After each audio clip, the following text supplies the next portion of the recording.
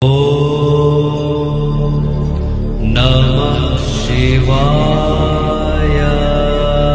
Friends, ఈ రోజు అయితే మనం కాశీ విశ్వనాథుడి యొక్క దర్శనానికి అయితే వెళ్తూ ఉన్నాం. కుంభమేళా సందర్భంగా చాలా మంది జనాలు అయితే ఉన్నారు లైన్ లో. మనం దర్శనంకి వెళ్ళాలనుకుంటే చాలా దారులు అయితే ఉన్నాయి. ఒకటి, మనం గంగా నదిలో మెయిన్ ఎంట్రన్స్ అయితే ఉంటుంది, అక్కడ నుంచి వెళ్ళొచ్చు. లేదనుకుంటే కాశీ గల్లీ అంటారు, ఆ గల్లీలోంచి కూడా వెళ్ళొచ్చు. ఇప్పుడైతే మనం మెయిన్ ఎంట్రన్స్ దగ్గర అయితే ఉన్నాం. మనం ఫోన్లు, కెమెరాలు, బ్యాగ్స్ అవన్నీ ముందుగా ఇక్కడ డిపాజిట్ చేయాలి. ఇక్కడ నుంచి మనం లోపలికి అయితే వెళ్తాం. నేను దర్శనానికి వెళ్ళినప్పుడు అయితే చాలా తక్కువ లైనే ఉంది. లేదా మనం దర్శనం వేరంగా అవ్వాలనుకుంటే ఆల్రెడీ మన ఛానల్లో ఒక వీడియో పెట్టాం, సుగం దర్శనం అని. 250 రూపాయలు దర్శనం అయితే ఉంటుంది. ఆ దర్శనం మనం టికెట్ తీసుకుంటే మనం ఇంకా కొంచెం వేరంగా దర్శనం చేసుకోవచ్చు. ఇప్పుడైతే నేను దర్శనానికి లైన్లో ఉన్నాను.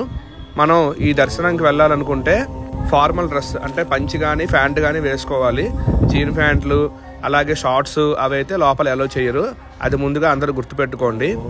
ఇప్పుడైతే మనం కాశీ విశ్వనాథ్ యొక్క దర్శనానికి అయితే లైన్లో నిల్చున్నాం. ఇదైతే మెయిన్ ఎంట్రన్స్, గంగా నదికి ఎదురుగా అయితే ఉంటుంది. కాశీని వారణాసి అని, కాశీ అని, బనారస్ అని ఇలా ఈ 3 పేర్లతో పిలుస్తారు. ఎందువల్ల అంటే కాశీ అనే పదం సంస్కృతం నుంచి అయితే వచ్చింది. అలాగే బనారస్ అంటే ఈ బ్రిటిష్ వాళ్ళు ఎక్కువగా బనారస్ అని పిలిచేవారు. వారణాసి అనగా వరుణా నది అలాగే అస్సీ నది, ఈ రెండు కూడా గంగా నదిలో కలుస్తాయి కాబట్టి వారణాసి అనే పేరు వచ్చిందని పురాణాల్లో చెప్పబడింది. మనం ఎప్పుడు ఏదో ఒక దేవాలయంకి అయితే వెళ్తూ ఉంటాం, కానీ కాశీ వెళ్ళాలనుకుంటే మనం అనుకుంటే వెళ్ళలేమంట. సాక్షాత్ పరమేశ్వరుడే మనం కాశీ రావాలనుకోవాలంట, అప్పుడు మనం కాశీ వెళ్ళగలం. మనం ఫోన్లు కానీ కెమెరాలు కానీ బయట పెట్టకుండా వచ్చేస్తే ఇక్కడ లాకర్స్ అయితే ఉంటాయి, ఈ లాకర్లో మనం పెట్టుకోవచ్చు.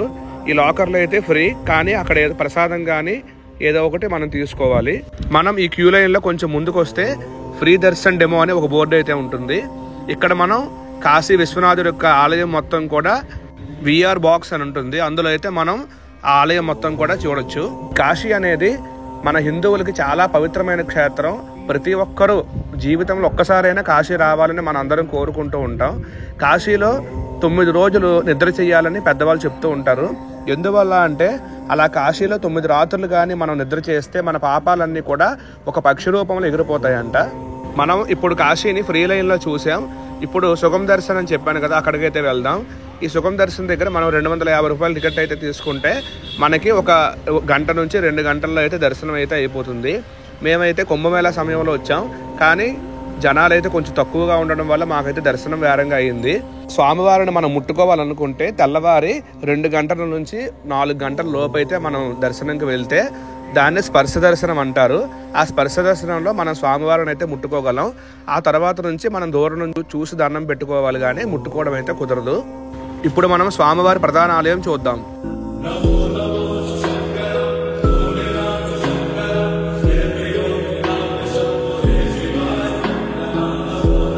కాశీలో మనం చూడాల్సినవి చాలా టెంపుల్స్ అయితే ఉంటాయి.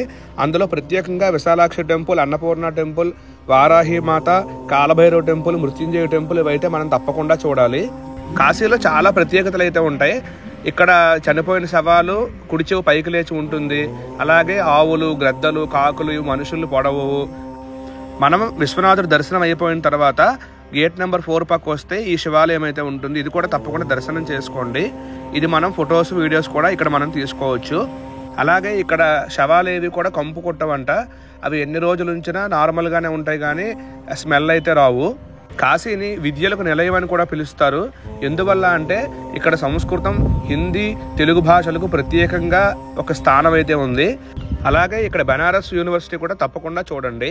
అలాగే మన ఛానల్లో Varahi temple, Kalabhairava temple, Gangaharati, Prayagraj, Kumbh Mela video ఇవన్నీ ఉన్నాయి. అందరూ తప్పకుండా చూడండి. అలాగే సబ్స్క్రైబ్ చేసుకోండి. Thank you.